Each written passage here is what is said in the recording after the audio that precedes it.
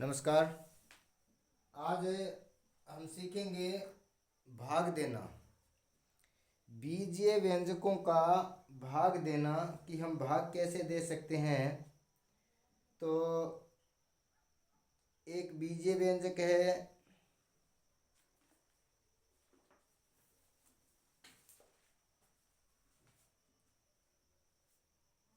To t four plus three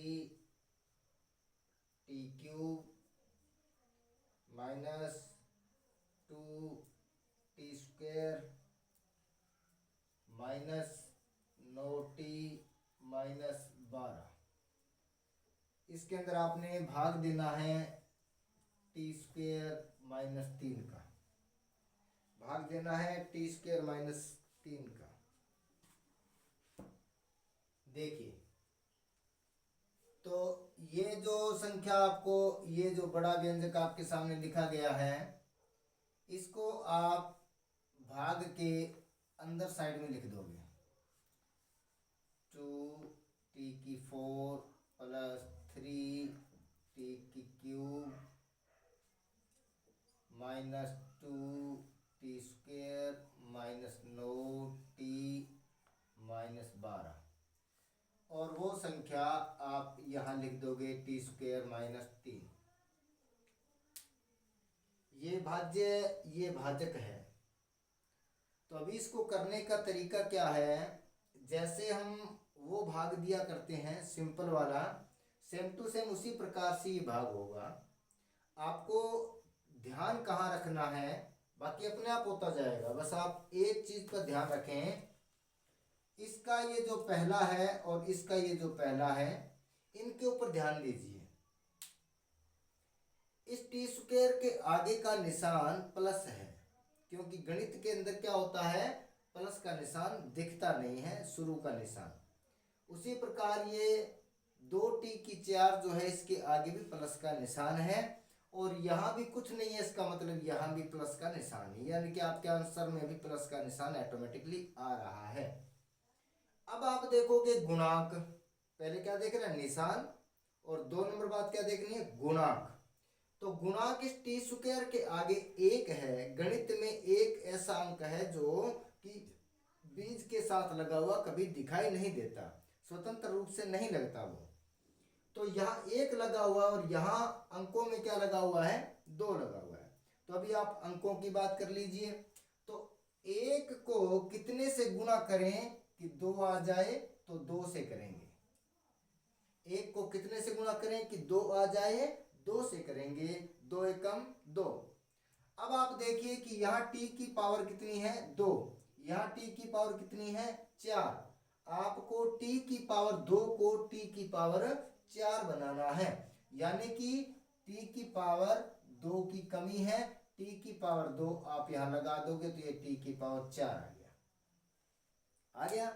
अभी आप क्या करिए, एक रफ काम कर लीजिए। रफ काम कर लीजिए, और रफ कार्य के अंदर आप लोग क्या करिए कि ये जो 2t² आपने लिखा है, इसको इस पूरी संख्या के साथ गुणा कर लीजिए। t² माइनस 3 के साथ पूरा 2t² का गुणा कर दीजिए।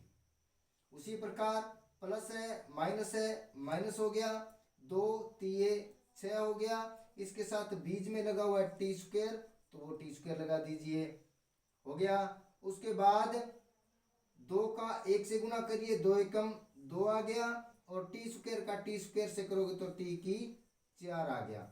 ये आपका पूरा आंसर है, 2t की 4 माइनस 6t की स्क्वायर। तो आपने क्या करना है कि 2t की 4 को तो इसके नीचे लिख दिया।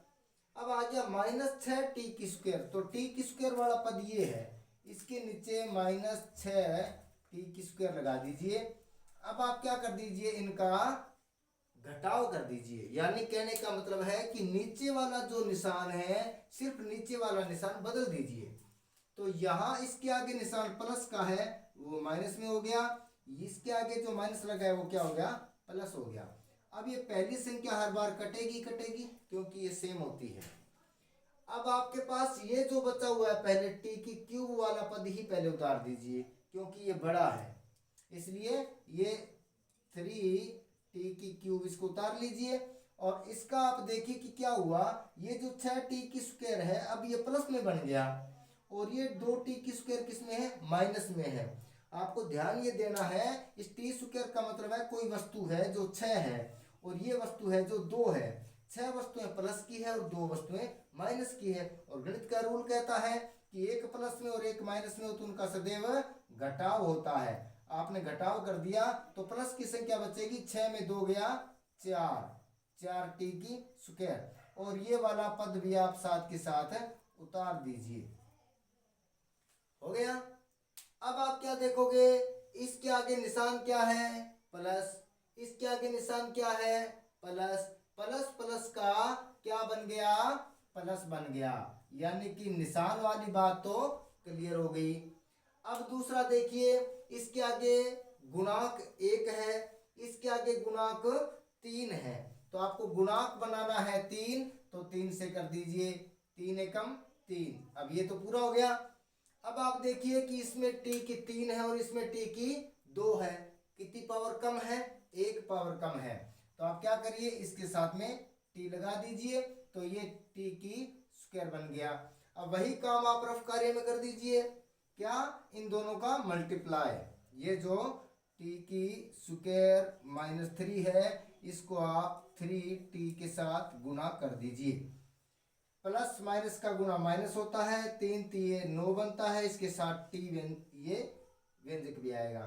प्लस प्लस का प्लस ही होता है, 3 एकम फिर 3 हो गया, और ये t की 1 पावर और 2 पावर, t की पावर कितनी हो गई, 3 पावर हो गई, यानी कि 3t³ - 9t। तो आप इसके नीचे लगाओगे आप लोग, 3 था ये, तो ये माइनस का 9t है, इसके आगे यहाँ आएगा माइनस का 9t।